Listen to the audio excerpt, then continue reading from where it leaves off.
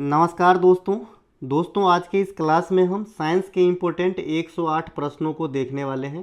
साथ ही साथ इनके 5 टाइम भी एक्स्ट्रा फैक्ट पकड़ लिए तो आप अच्छे खासे क्वेश्चन जो है इस वीडियो के अंतर्गत देखेंगे।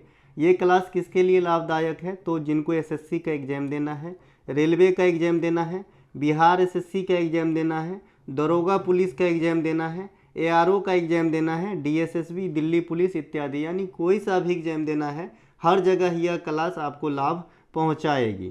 तो चलिए दोस्तों शुरू करते हैं आज का ये क्लास। इससे पहले आप सभी को पता है कि टुडे एग्जाम का अपना एक ई बुक है जो आज से तकरीबन 3.5 महीना पहले रिलीज हुआ था। इस ई बुक का नाम है पैरासीटामोल 500 और ये पैरासीटामोल 500 आपके एसएससी के एग्जाम में काफ़ी इफ़ेक्टिव है। आपने भी सुना होगा हज़ारों बच्चों के रिव्यू के बाद, है ना। तो आप लोग भी अपनी ये जो है एसएससी के जर्नी को आसान बनाने के लिए इस ई बुक को बाय कर सकते हैं। बाय करने के लिए एकमात्र ठिकाना यह मोबाइल नंबर है, इस पर आपको व्हाट्सअप मैसेज के थ्रू कंटेंट को बाय करना है। इसके अलावा एसएससी के लिए जो कंटेंट अवेलेबल है अभी मेरे पास S30 जिसमें अभी 28 क्लास हुई है, रेलवे के लिए जो अवेलेबल है R30 इसमें अभी आपका 14 क्लास हुई है, और आपका बिहार एसएससी के लिए जो अवेलेबल है BSSC 40 यानी बिहार एसएससी की 40 क्लास में 34 हुए हैं। तो ये जो कंटेंट है आप लोग बाय कर सकते हैं इस मोबाइल नंबर पे, या डिस्क्रिप्शन में लिंक है, लिंक क्लिक करके भी आप बाय करेंगे, है ना। लिंक भी क्लिक करेंगे तो आपको व्हाट्सअप पे ही ले जाएगा, वहीं से बात करके ले सकते हैं। चलिए शुरू करते हैं आज का ये क्लास। पहला जो है हमारा प्रश्न, मानव शरीर में, अच्छा बंधु एक एक बात ध्यान को सुनना है और जिनके पास टाइम हो वही बंधु देखिए, क्योंकि जो है मैं जो सीरियस बच्चे हैं पढ़ने वाले हैं उनको बहुत ज़्यादा वैल्यू करता हूँ, ठीक है। मानव शरीर में किस अंग से संबंधित विषय के अध्ययन को हेपेटोलॉजी कहते हैं? तो लीवर को जो अध्ययन करते हैं हम हेपेटोलॉजी के अंतर्गत करते हैं। अब लीवर से क्या कुछ क्वेश्चन आपके एग्जाम में आते हैं। तो सबसे पहली क्वेश्चन आती है कि मानव शरीर की सबसे बड़ी ग्लैंड कौन सी है, ग्रंथि कौन सी है? तो आप कहते हो लीवर है। यूरिया का निर्माण कहाँ पे होती है? लीवर के अंदर होती है यूरिया का निर्माण। पित्त का निर्माण कहाँ पे होता है? बाइल का, लीवर के अंदर होती है। लीवर क्या संजो के रखते हैं? तो ग्लाइकोजेन को जो है ना, यानी ग्लूकोज को ग्लाइकोजेन के रूप में भंडारित करके लीवर अपने पास रख लेते हैं। लीवर को सर रसायन की फैक्ट्री कहा जाता है मानव शरीर की, रसायन की फैक्ट्री कहा जाता है मानव शरीर की, तो इसे भी ध्यान रख लेंगे, ठीक है। तो ये कुछ लीवर से संबंधित बातें हैं, ठीक है। इसके अलावा हेपेटोलॉजी में अपन लीवर की अध्ययन करते हैं। देखिए हेपेटोलॉजी और हेमेटोलॉजी ये दोनों बोलने में अगर 2-3 बार बोले तो अपन गलती कर लेंगे। तो जो हेमेटोलॉजी है ना, ये आपका ब्लड का अध्ययन है। क्या है भाई? ब्लड का अध्ययन है। और हेपेटोलॉजी जो है लीवर का अध्ययन है। दोनों बात ध्यान रख लेंगे। अब ब्लड में भी कई चीज़ होते हैं। जैसे ब्लड में आपका जो लाल होता है वो क्यों होता है? हीमोग्लोबिन के कारण होता है। ये तो हम बचपन में ही पढ़ लिए सर, क्यों बता रहे हो? तो भैया हीमोग्लोबिन का मुख्य कार्य क्या है? शरीर में गैस को आदान प्रदान करना। तो ये बात भी ध्यान रख लेना है, ठीक है। इसके अलावा कुछ और अध्ययन देखते हैं। यहाँ अध्ययन वाला क्वेश्चन है, जैसे अगर कुत्ता का अध्ययन करते हैं अपन ना, तो सेनोलॉजी कहलाता है ना, सेनोलॉजी। अगर आप कोशिका का अध्ययन करने बैठो तो क्या चीज़ में पढ़ोगे? साइटोलॉजी के अंदर आप जो है कोशिका का अध्ययन करेंगे। इसके अलावा अगर आप फूल का अध्ययन करो तो क्या होता है भाई? एंथोलॉजी के अंतर्गत आप जो है फूल का अध्ययन करेंगे। कैलोलॉजी का नाम सुने हैं? कैलोलॉजी ये सौंदर्य विज्ञान, ब्यूटी पार्लर वाला विज्ञान है कैलोलॉजी, इसे ध्यान रखेंगे, ठीक है। तो ये कुछ लॉजी हैं जो आपको पढ़ना है। लॉजी मतलब अध्ययन, है ना। चलते हैं आगे। इनके अलावा जीवित कोशिका की खोज किसने करी थी? देखिए एक तो सीधे सीधे पूछता है कि कोशिका की खोज किसने करी थी, एक पूछते हैं जीवित कोशिका की खोज किसने करी। तो 1674 में ल्यूवेन हॉक नामक वैज्ञानिक ने करे थे। सीधे सीधे कोशिका कहेगा तो 1665 में, है ना, रॉबर्ट हुक नामक वैज्ञानिक ने करा था। कोशिका पर अलग अलग जो कोशिकांग हैं उनके खोजकर्ता अलग अलग लोग हैं। कोशिकांग क्या होता है? जो कोशिका के पार्ट्स होते हैं जिससे मिलके कोशिका बने होते हैं। एक दो उदाहरण दूँ तो समझ में आएगा, जैसे माइटोकॉन्ड्रिया, राइबोसोम, है ना, इंडोप्लाज्मिक रेटिकुलम, ये सब जो है कोशिकांग है, यानी कोशिका के अंग हैं। ठीक है, इसके अलावा कोशिका विज्ञान को अभी साइटोलॉजी कहते हैं, मैंने आपको ऊपर बताया। मोटे मोटे तौर पे कोशिका दो प्रकार के होते हैं, एक तो आपका जंतु कोशिका होते हैं यानी एनिमल वाला, और एक आपका प्लांट सेल होते हैं। ये दो प्रकार के होते हैं कोशिका मोटे मोटे तौर पे। फिर उसके स्ट्रक्चर यानी सूक्ष्मता और विशालता के आधार पे जाएंगे तो प्रोकैरियोटिक और यूकैरियोटिक भी होते हैं, है ना, तो ये हम बाद में पढ़ेंगे। तो पहले एनिमल कोशिका में जो सबसे बड़ी विशेषता होती है ना, वो होता है सेल वॉल का होना।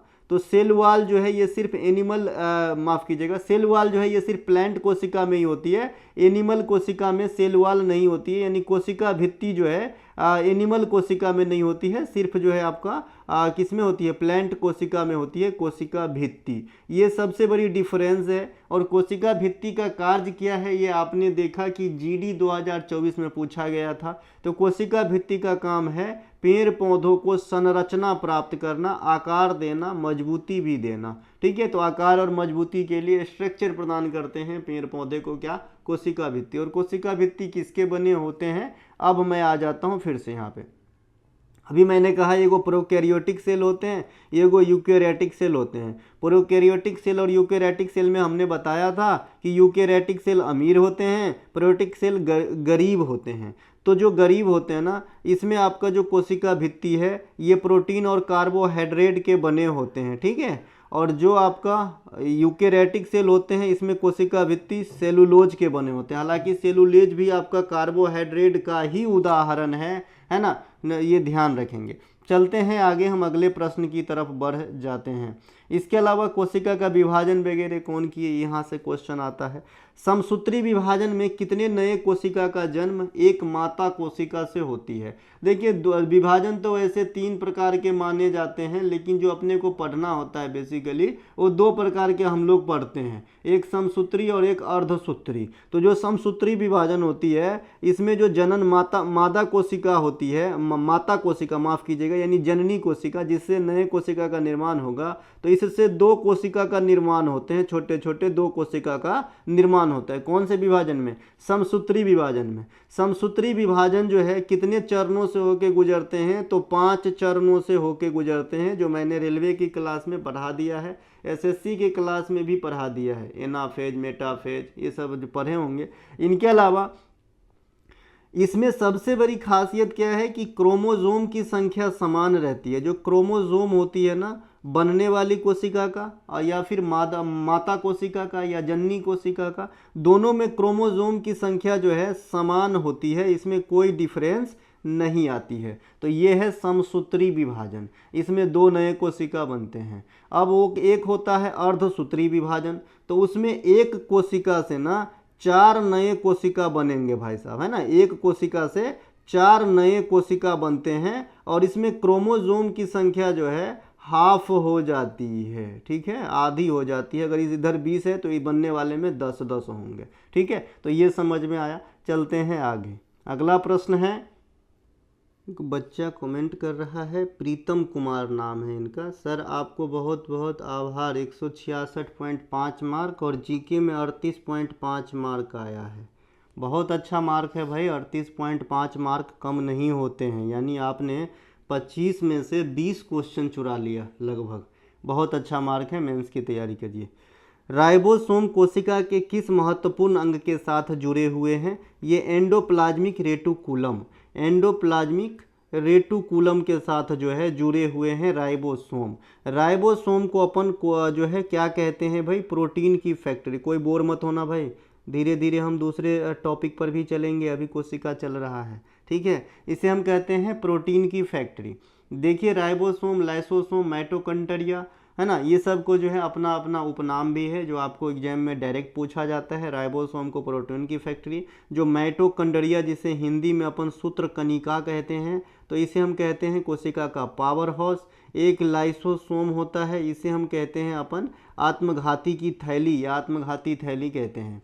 इनके अलावा पीडोलॉजी में किसका अध्ययन किया जाता है, पीडोलॉजी में आप मिट्टी मृदा का अध्ययन करते हैं। मृदा जो है है ना। मृदा, मृदा का अध्ययन एक तो ये होता है, मृदा से एक क्वेश्चन आता है कि बिना मृदा का पौधों का संवर्धन क्या कहलाता है। बिना मृदा पौधों का संवर्धन क्या कहलाता है, संवर्धन, है ना। तो आप क्या बोलते हो, इसे हम कहते हैं हाइड्रोपोनिक्स, है ना। हाइड्रोपोनिक्स कहते हैं कि भाई बिना मिट्टी के ही जो है पौधा मतलब जनते हैं। और इसके उदाहरण मैं कई बार दे चुका हूं। तो ऐसे प्रोसेस से आप आम की पौधा और आम का फल नहीं निकाल सकते। ऐसे प्रोसेस से सिर्फ साग सब्जी ही हो सकती है ना। एक वाटर का जो है ऐसा आपका पाइप बना रहता है, इसमें जो है ऐसे पौधे लगा देते हैं, इसके जड़ जल में झूलते रहते हैं और इस पानी से ही मिनरल प्रवाह होता रहता है जो एक सर्कल के जैसा रोटेट होता रहता है। तो इससे क्या हो जाता है, खाद्य पदार्थ जो है जैसे साग सब्जी वगैरह वो फल फूल जाते हैं।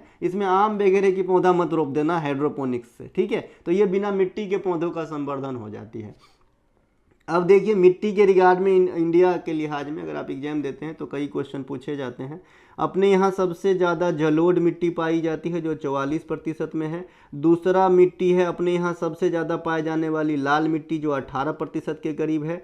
तीसरी मिट्टी है अपने यहाँ काली मिट्टी जो लगभग 15 से 17% है। तो ये जो है आपके मिट्टी का परसेंटेज है इंडिया में। मैंने आपको बताया था कि भाई ये काली मिट्टी जो है ये डेक्कन ट्रैप के आसपास काफ़ी पाई जाती है क्योंकि डेक्कन ट्रैप की बनावट आग्नेय चट्टान से हुई है और आग्नेय चट्टान जब क्षरण होता है, जब उसका टूट फूट होता है तो काली मिट्टी का निर्माण होता है। जो डेक्कन ट्रैप है वो कितने राज्यों से होकर गुजरती है, तो आप क्या कहते हो 8 राज्यों से डेक्कन का पठार जो है गुजरती है। ये बात भी ध्यान रखेंगे, एसएससी ने ये भी क्वेश्चन आपके एग्जाम में पूर्व में पूछ रखे हैं। इनके अलावा जो जलोढ़ मिट्टी है ये किसका परिणाम है, तो नदियों द्वारा लाए गए मिनरल्स का परिणाम है।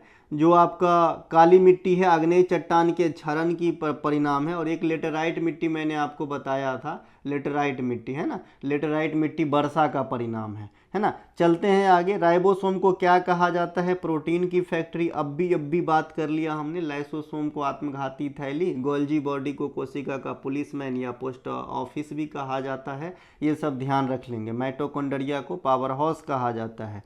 समसूत्री विभाजन में कितने महत्वपूर्ण चरण होते हैं, पहले क्वेश्चन के साथ ही बता दिए थे, 5 महत्वपूर्ण चरण होते हैं समसूत्री विभाजन में। फिर से रिवीजन करवा दूं, इसमें कितने नए कोशिका का निर्माण होता है, 2। क्या क्रोमोसोम की संख्या बदलती है नए कोशिका और पुराने कोशिका में, तो आप कहेंगे नेवर, कभी नहीं, टाटा बाय बाय, ठीक है। इनके अलावा कोशिका का कौन सा भाग पोषक तत्वों को ऊर्जा में रूपांतरित करती है, माइटोकॉन्ड्रिया। अब ये ऊर्जा में रूपांतरित करती है इसीलिए इसका नाम कोशिका का पावर हाउस है, जिसे हिंदी में सूत्रकनिका भी कहते हैं।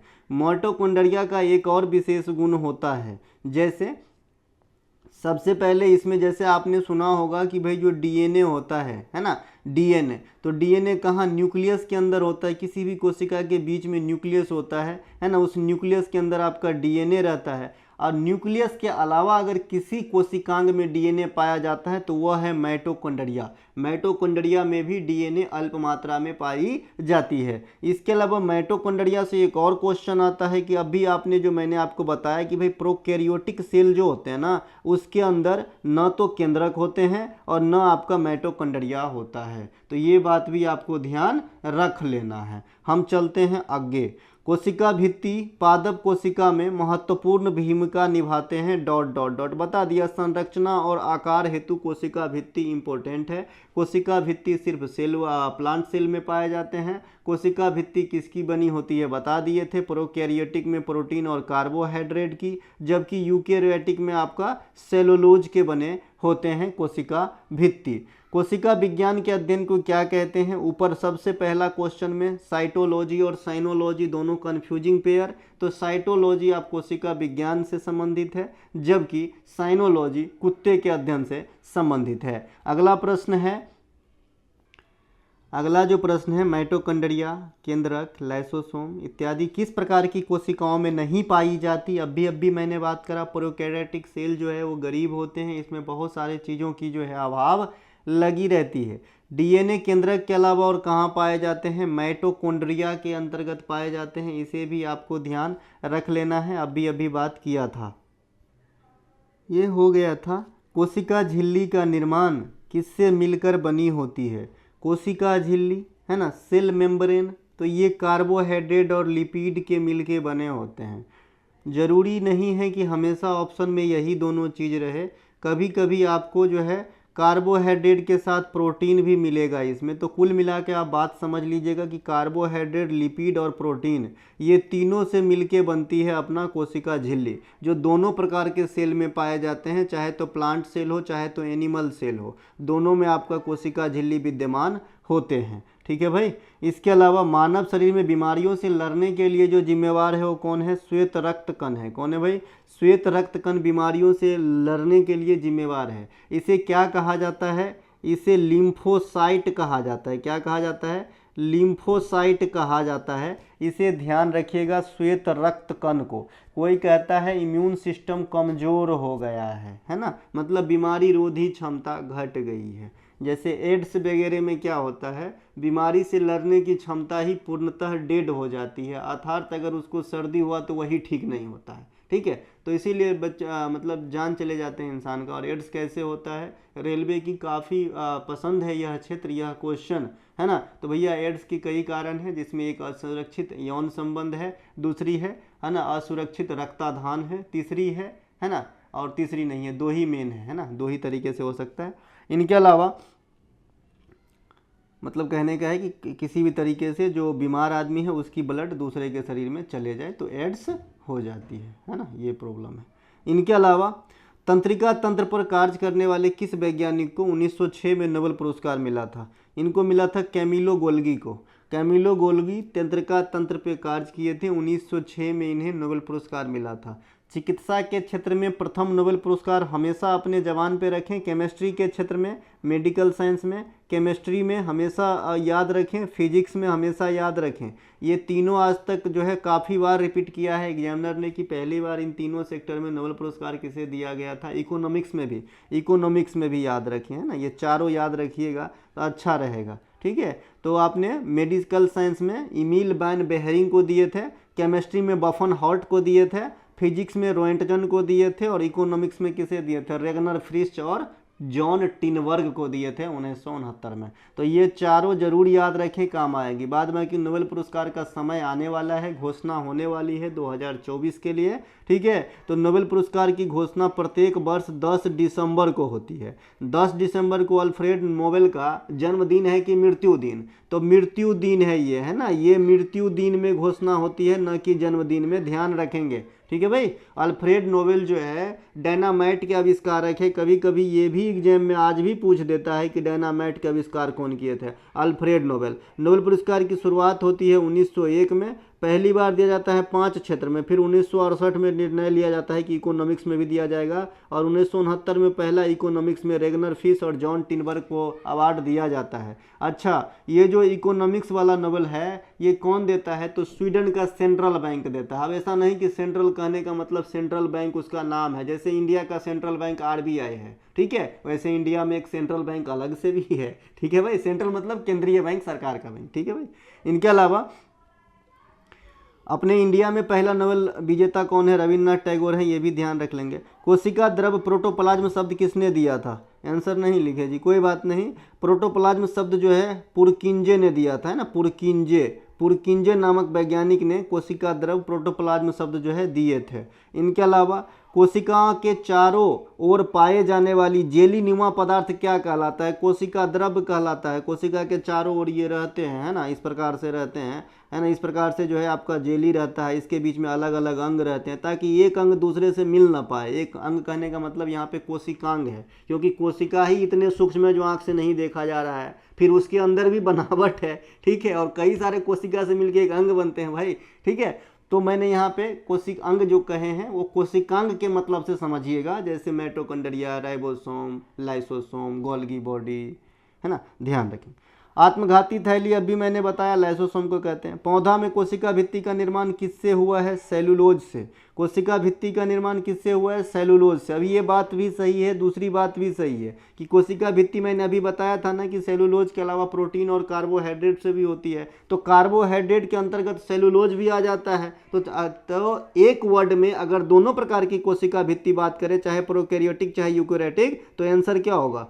सेलुलोज आंसर होगा। बात समझे कि नहीं समझे? नहीं समझे होंगे। देखिए ये है आपका प्रोकैरियोटिक सेल, ये है आपका यूकेरियोटिक सेल। प्रोकैरियोटिक में मैंने अभी कहा कि आपका कार्बोहाइड्रेट और जो है आपका और प्रोटीन के मिलके बने होते हैं। यूकेरियोटिक में हमने कहा कि सेलुलोज के मिलके बने होते हैं। आपको सभी को पता है कि भाई ये जो सेलुलोज है ये क्या है, ये क्या है, ये भी कार्बोहाइड्रेट का ही तो रूप है, खाली इसका फॉर्म जो है थोड़ा अलग है, जैसे मोनोसैकेराइड, डाइसैकेराइड, पॉलीसैकेराइड। तो ये आपका पॉलीसैकेराइड वाला कार्बोहाइड्रेट है। इसीलिए अगर खाली कोशिका भित्ति का निर्माण किससे हुआ है और आपको ये इंडिकेट नहीं किया है कि भाई प्रोकैरियोटिक सेल में कि यूकेरियोटिक सेल में, तो मिली जुली इसमें कॉमन चीज़ क्या दिख रहा है आपको, कार्बोहाइड्रेट दिख रहा है। और कार्बोहाइड्रेट के अंतर्गत क्या सेलुलोज भी आ जाते हैं, तो सेलुलोज आपका आंसर है। ठीक है, तो एग्जाम में कभी कभी ऐसे दिमाग लगाना होता है, हमने याद किया है कुछ और, ऑप्शन कुछ और आ जाता है। ठीक है, इसके अलावा प्रोकैरियोटिक कोशिका में कोशिका भित्ति का निर्माण किससे होती है, कार्बोहाइड्रेट और प्रोटीन से, यहाँ पे लिखी हुई है।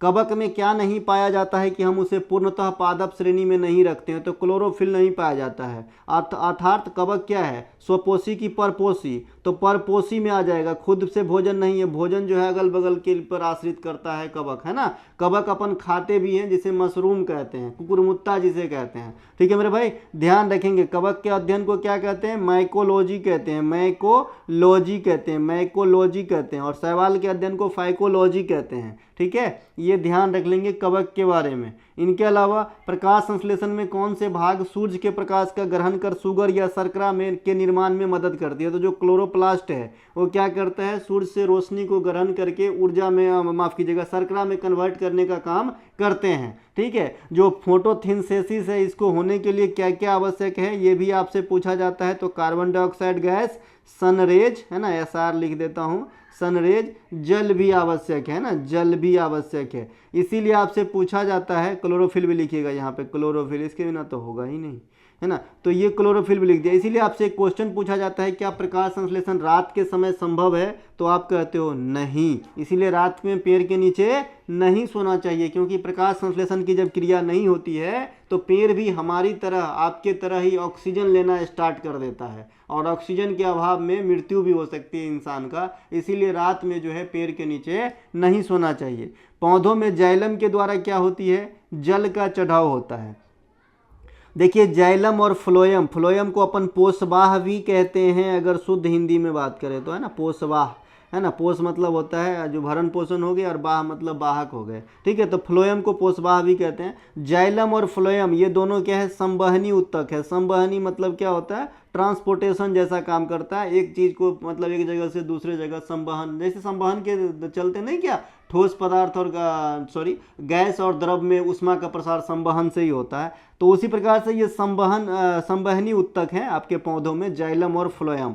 तो जाइलम जौ से जाइलम, जौ से जल, अब फ्लोएम मतलब फॉस से फ्लोएम, और फॉस से आपका फूड होता है। तो इसमें खाद्य पदार्थ को जो है ढोया जाता है, और जो जाइलम के द्वारा जल को जो है ढोया जाता है। इनके अलावा पादप की किस कोशिका के द्वारा शोषण क्रिया या गैसों का आदान प्रदान होता है, तो स्टोमेटा कह लीजिए, रंध्र कह लीजिए, है ना। अगर ये दोनों भी ऑप्शन में नहीं है और पूछ रहा है कि पादप में शोषण कहाँ से होती है, तो हो सकता है हरा भाग लिखा हो। अगर यह हरा भाग भी न लिखा हो तो हो सकता है डायरेक्ट पत्ता लिखा हो। तो ये चारों में से कोई भी ऑप्शन आपको मिल सकता है जब यह पूछेगा कि पेड़ पौधे श्वसन की क्रिया कहाँ से करते हैं। इनके अलावा लाल शैवाल को क्या कहा जाता है, तो रोडोफाइटा कहते हैं लाल शैवाल को। ब्राउन शैवाल को फियोफाइसी कुल के हैं तो फियोफाइटा कहते हैं, और शैवाल के अध्ययन को फाइकोलॉजी कहते हैं। ठीक है भाई, इसके अलावा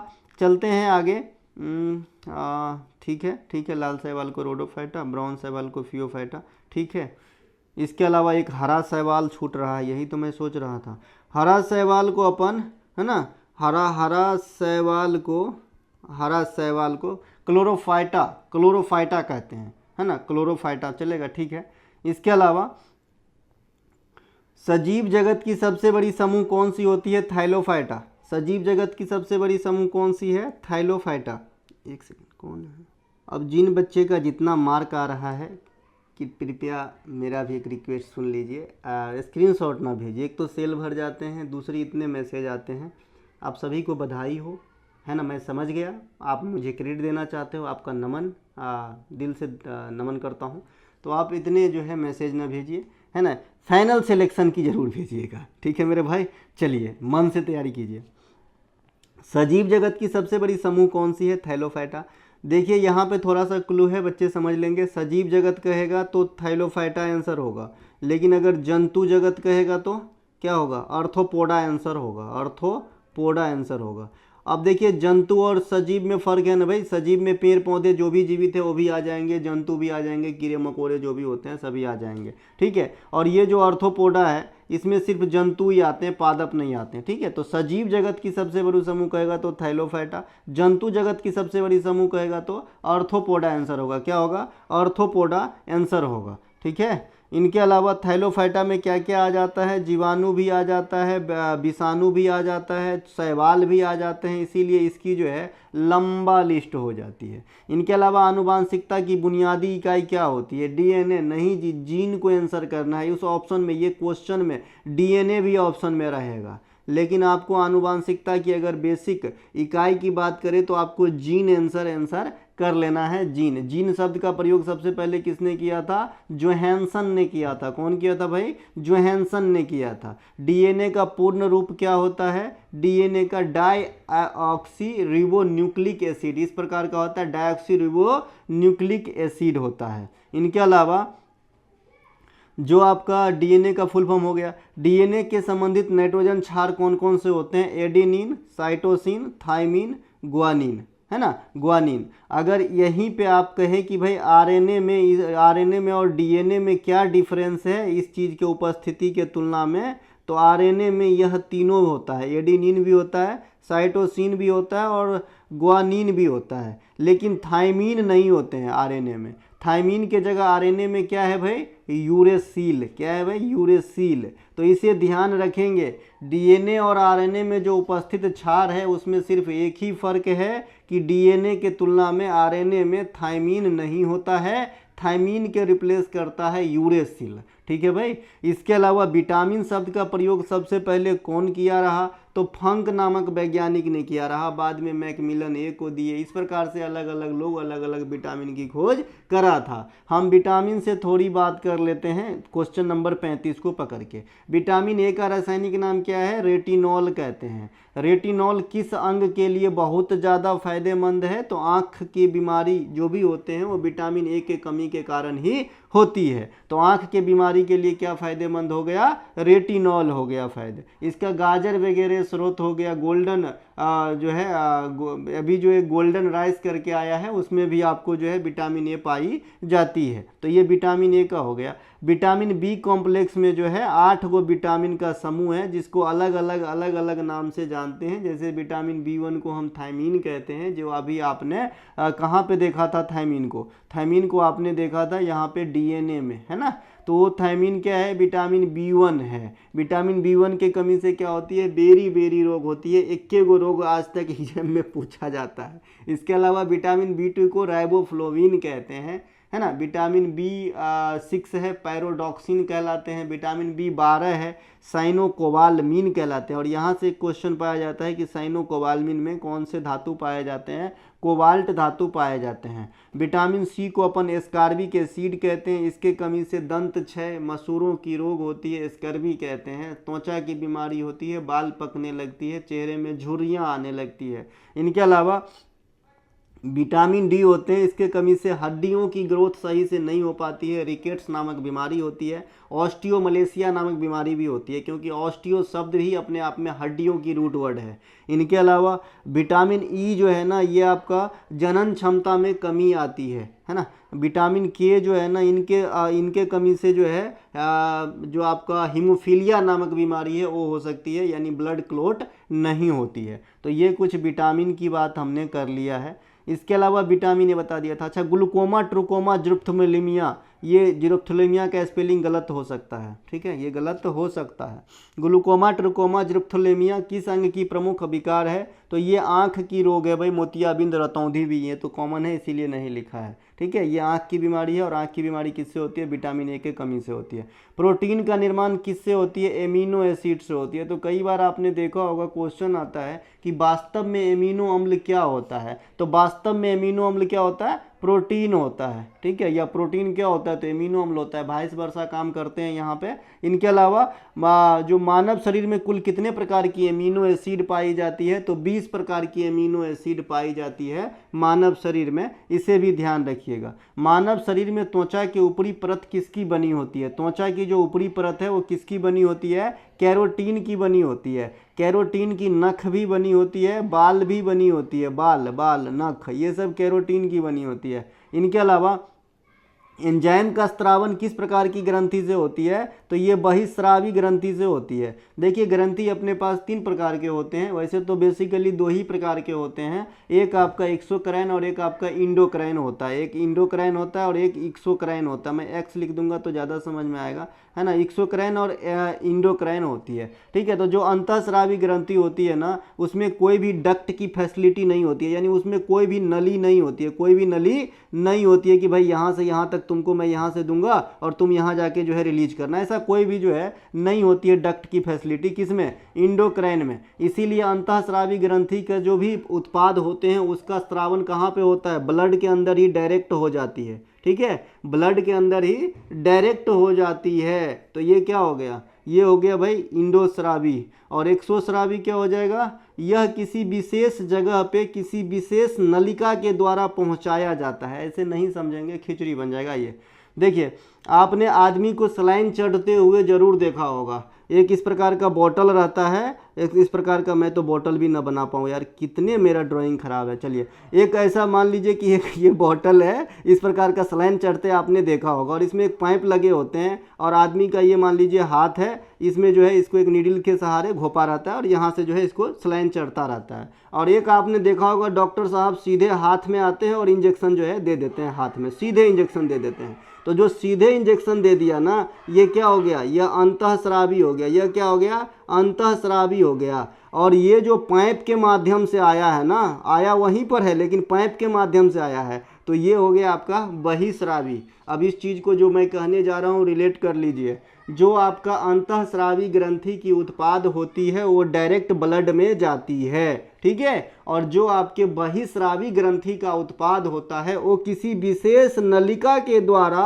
पार्टिकुलर जगह पे पहुंचाया जाता है। ठीक है मेरे भाई, आई होप आप समझ गए। ठीक है, अब इससे अंदाजा क्या लगाया जाता है कि जो बहिस्रावी ग्रंथि है इसमें ऐसा उत्पाद है कि विशेष जगह पे ही पहुंचाया जाएगा डक्ट के माध्यम से, यानी ये पूरे ब्लड में नहीं मिलता है, अर्थात ये किसी खास जगह पे खास काम के लिए जाता है ना, खास जगह पे खास काम के लिए जाता है एंजाइम। ठीक है, लेकिन जो हार्मोन होते हैं वो अंतःस्रावी ग्रंथि से निकलती है और इसमें तो कोई डक्ट की फैसिलिटी है ही नहीं, तो ये ब्लड में ही रिलीज हो जाती है। और जब ब्लड में रिलीज होगा तो ब्लड माथों में जाता है, टांगों में जाता है, तो पूरे शरीर पे असर करता है। जैसे आप युवा अवस्था में आओगे तो पूरा शरीर युवा होगा, खाली टांगे युवा होगा, समझ रहे हैं। तो ये हो गया भैया अंतःस्रावी ग्रंथि और बहिस्रावी ग्रंथि। कहने का मतलब है एंजाइम वगैरह बहिस्रावी से निकलते हैं, हार्मोन अंतःस्रावी से निकलती है। एक ऐसी स्थिति आती है कि दोनों का काम कर लेता है कौन सा मानव शरीर में? अग्नाशय। अग्नाशय यानी पंक्रियाज, ये जो है एंजाइम भी निकालते हैं और हार्मोन का नाम आपने इंसुलिन का नाम सुना होगा, जो ब्लड शर्करा को बैलेंस करने का काम करता है। इनके कमी से मधुमेह रोग होती है, तो ये दोनों के दोनों अग्नाशय से निकलती है, इसीलिए अग्नाशय को मिश्रित मिक्स ग्लैंड कहते हैं। ठीक है मेरे भाई, लार में कौन सा एंजाइम मौजूद होता है? एमाइलेज भी होता है, टैलिन भी होता है। एमाइलेज जो है ये आपका जो है एमाइलेज जो है ये कार्बोहाइड्रेट के पाचन में काम करते हैं, कार्बोहाइड्रेट के पाचन में। और जबकि ये टाइलिन जो है ये मांड के पाचन में काम करता है। मांड मतलब स्टार्च, चोकर वगैरह नहीं होता है क्या, गेहूं के ऊपर का छिलका वगैरह, वो स्टार्च वाला फैमिली में आ जाएगा। तो इसीलिए क्वेश्चन यहाँ से बनता है कि भाई जो भोजन है उसकी पाचन कहाँ से शुरू होती है, तो आप कहते हो मुख से स्टार्ट हो जाती है, क्योंकि मुख में जो लार ग्लैंड है वहाँ से जो लार निकलती है, इस लार में जो है आपका टैलिन और एमाइलेज पाया जाता है, और टैलिन पकड़ के जो भोजन में आपका मांड आया होता है, स्टार्च आया होता है, उसे पचाने के लिए वहाँ से काम स्टार्ट कर देता है। प्रोटीन को पचाने के लिए कौन सा एंजाइम लगता है अपने को, पेप्सिन और रेनिन एंजाइम लगता है। अब ऐसी नहीं है कि भाई प्रोटीन को पेप्सिन मिला और पूरा तरीके से पच गया, एक प्रोसेस को स्टार्ट करता है, तोड़ता है लोअर वर्जन में, ठीक है। तो पेप्सिन प्रोटीन को और रेनिन भी प्रोटीन को, लेकिन रेनिन के साथ एक केस है कि ये सिर्फ दुग्ध प्रोटीन को ही पचाता है। दुग्ध प्रोटीन मतलब जो आपके दूध के साथ जो आया होता है, इनके अलावा जैसे केसिन वगैरह। इनके अलावा भोज्य पदार्थ में आए हुए बैक्टीरिया नाशक अम्ल को क्या कहते हैं, हाइड्रोक्लोरिक अम्ल कहते हैं, HCl कहते हैं। इसका निर्माण कहाँ से होता है, जठर से होता है। जठर मतलब पेट से होता है, ये सब ध्यान रख लेंगे, HCl से होती है। इनके अलावा भोजन का पाचन कहाँ से शुरू होती है, अब भी मैंने बताया मुख से शुरू होती है। और कौन से भोज्य पदार्थ पचते हैं, तो स्टार्च पचते हैं। इनके अलावा एमिनो अम्ल को प्रोटीन की जो है परिवर्तित किस अंग के माध्यम से किया जाता है। अच्छा, एमिनो अम्ल को प्रोटीन में कन्वर्ज किस अंग के माध्यम से करी जाती है, तो यहाँ भी एक लीवर का रोल है, इसे भी ध्यान रख लीजिएगा। बाद में लीवर को हम पहले क्वेश्चन में अच्छे से लीवर खींच के समझे थे। इनके अलावा कार्बोहाइड्रेट के तोड़ने वाले एंजाइम को क्या कहते हैं, अभी मैंने बताया लार में जो है एमाइलेज भी रहता है जो कार्बोहाइड्रेट पे काम करता है, जबकि टाइलिन जो है स्टार्च पे काम करता है। मच्छर काट लिया था। मानव शरीर के जो है सेक्स गुणसूत्र कितने होते हैं, तो 2 होते हैं। आप सभी जानते हैं कि मानव शरीर में गुणसूत्रों की संख्या होते हैं 46, जिसमें 44 जो होते हैं कॉमन वाले होते हैं ऑटोसोम्स, और ये जो 2 होते हैं ये आपका लिंग हार्मोन या लिंग गुणसूत्र या सेक्स गुणसूत्र कहलाता है, और इसी पे डिपेंड करता है कि होने वाली संतान की जो है लिंग कैसा होगा, मेल होगा कि फीमेल होगा। ठीक है मेरे भाई, तो ये ध्यान रखेंगे मेल फीमेल का पेयर क्या है, 22x+ अगर XX आ गया है ना, तो ये आपका फीमेल है। अगर 22x+ XY आ गया तो ये होने वाली संतान मेल हो जाएगी। इनके अलावा किस प्रकार के कोशिकीय विभाजन में, यहाँ पे कुछ और समझ लेते हैं। जैसे अपने यहाँ हड्डी की संख्या कहेगा मानव में तो 206 गो होगा, मांसपेशियाँ की संख्या कहेगा तो 639 गो होगा, पसलियों की संख्या कहेगा तो 24 गो होगा। ये सब जो है मानव शरीर में जो है आपका एक नॉमरिकल आंकड़ा है, ध्यान रखेंगे। किस प्रकार की कोशिकीय विभाजन में गुणसूत्र की आदि हो जाती है, तो अभी मैंने बताया था कि गुणसूत्र की आदि किस में हो जाए, अर्धसूत्री में। समसूत्री में सेम गुणसूत्र रहता है। अर्धसूत्री में कितने नए बनते हैं, अर्धसूत्री में तो 4 गो। समसूत्री में कितने नए कोशिका का निर्माण होता है, तो मात्र 2 गो। आनुवांशिकता का पिता किसे कहते हैं, ग्रेगरी मेंडल को कहते हैं। ग्रेगरी मेंडल ने किस प्रकार की पौधा का सिलेक्शन किया था अपने प्रयोग के लिए, तो मेंडल ने किया था मटर के पौधे का सिलेक्शन। इनके अलावा विकास का सिद्धांत किसने दिया था, चार्ल्स डार्विन ने दिया था। चार्ल्स डार्विन, इनके एक किताब का नाम है द ओरिजिन ऑफ स्पीसीज, है ना, द ओरिजिन ऑफ स्पीसीज नामक जो किताब है ये चार्ल्स डार्विन साहब के हैं, ये भी पूछा जाता है। उत्परिवर्तनवाद का सिद्धांत किसने दिया था, होगो ड व्रीज। होगर ड व्रीज, ये ब्रीज नहीं रे, व्रीज इस प्रकार का होगर ड व्रीज, ये उत्परिवर्तनवाद का सिद्धांत इन्होंने दिया था। सीधे सीधे एग्जाम में छपते हैं। उद्विकास का सिद्धांत किसने दिया था, चार्ल्स डार्विन ने दिया था। चार्ल्स डार्विन जो है उद्विकास का सिद्धांत दिए थे। प्राकृतिक वरण नेचुरल सिलेक्शन का सिद्धांत किसने दिए थे, चार्ल्स डार्विन साहब ने दिए थे। प्राणी जगत को 5 भागों में किसने बांटे थे, R.H. व्हिटकर साहब ने बांटे थे। कौन बांटे थे भाई, R.H. व्हिटकर। चूंकि मैं सिर्फ बायोलॉजी की बात कर रहा हूँ इसीलिए बायोलॉजी ही पढ़ रहे हैं इसमें, है ना। इनके अलावा इस प्रकार के क्वेश्चन में आप अगर केमिस्ट्री में जाएंगे तो अष्टक का नियम कहिए, त्रिक का नियम कहिए, ये सब पूछता है भाई सेम वर्जन में, है ना। अष्टक का नियम न्यूलैंडस ने दिए थे, त्रिक का नियम डोवेराइनर ने दिए थे, शीतलन का नियम न्यूटन ने दिए थे, गति का नियम न्यूटन ने दिए थे, गुरुत्वाकर्षण का नियम न्यूटन ने दिए थे। वहाँ पे चलेंगे, ठीक है। इसके अलावा फोटो ऑटोट्रॉफ्स का क्या अर्थ होता है, फोटो ऑटोट्रॉफ्स का क्या अर्थ होता है, वैसे जीव जंतु जो ऊर्जा निर्माण के लिए प्रकाश का इस्तेमाल करता है उसे हम फोटो ऑटोट्रॉफ्स के अंदर रखते हैं। यहाँ से एक मिलती जुलती क्वेश्चन क्या आती है, चमगादड़ रात में जो है क्यों उड़ पाते हैं अंधेरे में, तो ये जो है परावैंगनी पराबैंगनी जो अल्ट्रा वायलेट ध्वनि है या रेज है उनको फॉलो करके उड़ जाते हैं। और चमगादड़ किस में आता है? स्तनधारी में आता है भाई, है ना, यह स्तनधारी में आता है चमगादड़, इसे भी ध्यान रखेंगे। कहा जाता है रात को इसका नाम नहीं लेना चाहिए, नहीं तो इन्हें आसपास अगर ये सुन ले तो इनको भूखा रहना पड़ता है, तो माफ करना आज के लिए। इनके अलावा अमीबा किस जगत की प्राणी होती है? ये प्रोटोजोआ के संघ में आता है। देखिए मलेरिया रोग का प्रोटोजोआ आपके एग्जाम में काफी पूछा जाता है कि जो मलेरिया रोग होती है वो कौन से प्रोटोजोआ से होती है? तो प्लाज्मोडियम नामक प्रोटोजोआ से होती है मलेरिया रोग, ये ध्यान रखेंगे। और इसके वाहक है मादा एनीफिलीज मच्छर। मादा एनीफिलीज मच्छर जो है ये मलेरिया रोग के वाहक है। मलेरिया रोग का खोजकर्ता रोनाल्ड रॉस नामक वैज्ञानिक है। ये सब ध्यान रख लेंगे मलेरिया वाला बात में। इनके अलावा यहाँ पे जो 5 भागों में जो बांटे थे ना व्हिटकर महोदय, यही दिखाया गया है, एनिमल, प्लांट, फंगी, बैक्टीरिया, है ना। इनके अलावा हाइड्रा जंतु समूह के किस संघ से एक सेकेंड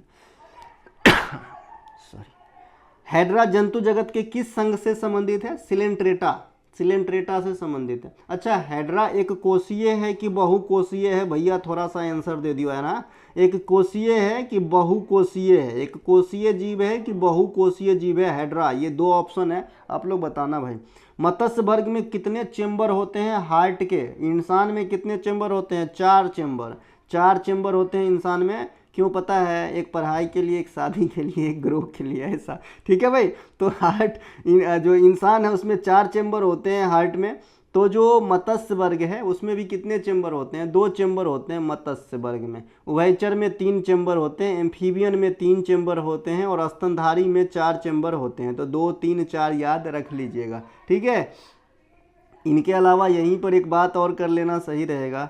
जो देखिए जो आपका पक्षी वर्ग है, पक्षी वर्ग है ना, जो आपका पक्षी वर्ग है ना, और जो आपका स्तनधारी है, ये दोनों जो है गर्म रक्त प्राणी के अंतर्गत आ जाता है। मतलब ये जो है गर्म खून वाले प्राणी है, ठीक है। और जो आपका मत्स्य वर्ग है, जो आपका उभयचर है, ये आपका शीत रक्त प्राणी में आ जाते हैं। अब गर्म रक्त प्राणी और शीत रक्त प्राणी में क्या अंतर है? तो भाई शीत रक्त के जो प्राणी होते हैं उनको टेम्परेचर बैलेंस करना पड़ता है वायुमंडलीय टेम्परेचर के अनुसार। जो गर्म रक्त के प्राणी होते हैं उनको टेम्परेचर ऑलरेडी बैलेंस रहता है। मगरमच्छ में कितनी चेंबर पाई जाती है? मगरमच्छ में 4 चेंबर। अभी मैंने कहा भाई रेप्टेलिया में 3 चेंबर, तो मगरमच्छ भी रेप्टेलिया में, उभयचर में आ जाएंगे। तो इसमें 4 चेंबर क्यों होता है? तो ये है अपवाद। क्या है भाई? अपवाद है, इसे ध्यान रखेंगे। 4 चेंबर होती है। एक क्वेश्चन पूछा जाता है कछुआ किस संघ के प्राणी है? तो कछुआ एनेलिडा संघ के प्राणी है। जो भी ट्यूब आकार के जीव हैं, है ना, जो लीच हो गए, जोंक हो गए, कछुआ हो गए,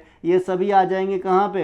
है ना, ये एनिलिडा फाइलम में आ जाएंगे। अब कछुआ में कितने आँख होते हैं आप लोग कमेंट कर दीजिएगा। मेरे ख्याल में 4 होता है। आप लोग बताइएगा केचुआ में आँख कितने होते हैं। इसे किसानों का मित्र कहते हैं। बर्मी कंपोस्ट जो है केचुआ के मदद से तैयार की जाती है, जो पूर्णतः हाइजेनिक खाद होता है मिट्टी के लिए, है ना। इनके अलावा मधुमक्खी में, अच्छा, जो आपने देखा होगा कि भाई केचुआ का और क्या योगदान है, किसानों का मित्र क्यों है पता है? क्योंकि मिट्टी को अंदर से भुरभुरा बनाता है, जो केशिका क्रिया के लिए लाभदायक होता है। केशिका क्रिया मतलब जल का चढ़ाव उतराव, है ना। तो इसको जो है केचुआ काम कर देता है किसान का, इसीलिए मित्र कहलाता है। मधुमक्खी के कितने अंग होते हैं? मधुमक्खी के, तो मधुमक्खी के 5 गो अंग होते हैं। कितना होता है? 5 गो अंग होता है। ऑटोपक्स में कितने हृदय होते हैं? ऑक्टोपस, है ना, ऑक्टोपस भाई। ऑक्टोपस नहीं होता क्या? अष्टपाद मछली होता है, खतरनाक भी होता है, लोग खाते भी है इसको, ठीक है। तो ये जो ऑक्टोपस है ना, ये 3 हार्ट रखते हैं अपने अंदर, 3 हार्ट रखते हैं। अगर 1-2 टूट गया तो फिर भी वो जो है सरवाइव कर लेगा। डेविल फिश किसे कहा जाता है भाई? ऑक्टोपस को कहा जाता है डेविल फिश, है ना। इनके अलावा मकड़ी, केकड़ा, कीट पतंग किस श्रेणी में आएंगे? ऑर्थोपोडा में आएंगे। और अभी मैंने बताया था कि ऑर्थोपोडा जो है जंतु जगत का सबसे बड़ा समूह है, और थैलोफाइटा ओवरऑल सजीव जगत की सबसे बड़ी समूह है। फाइलम में मैमेलिया का उदाहरण कौन सा है जो हमारे बीच आम रूप से पाया जाता है? तो मैमेलिया का उदाहरण है भैया चूहा, है ना, जो हमारे बीच आम रूप से पाया जाता है, ठीक है भाई। इनके अलावा जो है शीतरक्त प्राणी क्या होता है? उभयचर और मत्स्य होते हैं, मैंने अभी बता दिया था। इनके अलावा लाइपेज जो वसा के पाचन में मददगार है, लाइपेज, हाँ सही है क्या? एमाइलेज लाइपेज, सही है भाई, एमाइलेज पाया जाता है जो कार्बोहाइड्रेट के पाचन में होता है। लाइपेज वसा के पाचन में मददगार साबित होता है। ये कहाँ से निकलती है सर? अग्नाशय से निकलती है। अभी मैंने अग्नाशय का गुणगाथा ऊपर कर दिया था कि ये भाई मिश्रित ग्लैंड में आएगा, क्योंकि एंजाइम और हार्मोन दोनों का जो है स्त्रावन करते हैं, इसीलिए यह मिश्रित ग्लैंड है। और ये शरीर के सबसे बड़े मिश्रित ग्लैंड भी है अग्नाशय, ठीक है। इनके अलावा जो है इंसुलिन नामक हार्मोन कहाँ से निकलेगी? अग्नाशय से निकलती है। अगर यहाँ पे जो है अग्नाशय न डाल के डायरेक्ट मिश्रित ग्रंथि, तो आने वाले समय में आपको ऐसा भी ऑप्शन देखने को मिल सकता है अग्नाशय वाले क्वेश्चन में, ठीक है। इनके अलावा मानव शरीर के किस भाग में पाचन प्रक्रिया पूर्ण होती है, या दूसरे शब्दों में सबसे अधिक भोजन समय तक किस पार्ट में रहते हैं? तो छोटी आंत के अंदर रहती है। नाम के हैं छोटी आंत लेकिन काम के हैं बड़ी आंत, ठीक है भाई। इनके अलावा जो है आपका कार्बोहाइड्रेट के पाचन के अंतिम उत्पाद क्या होते हैं? तो जो मकसद होते हैं कार्बोहाइड्रेट से हमें प्राप्त करना, वो ग्लूकोज होता है। इसीलिए क्वेश्चन यहाँ से पूछा जाता है कि भाई अगर किसी भी एथलीट को तात्क्षणिक ऊर्जा चाहिए तो कौन सा जो है शर्करा लेनी चाहिए? तो आपको आंसर करना होगा ग्लूकोज, है ना। ग्लूकोज जो है ये मोनोसैकेराइड का उदाहरण है, जो झट से पचता और फट से ऊर्जा देता है। तो इसीलिए जो है एथलीट वगैरह इसका इस्तेमाल करते हैं, है ना। मैंने देखा एक जगह दौड़ हो रही थी, मैं अपने दोस्त को दौड़ करवाने ले गया था, ग्रुप डी का, है ना। एक पैकेट ग्लूकोज बोतल में घोर के पी गए लेकिन फेल हो गए।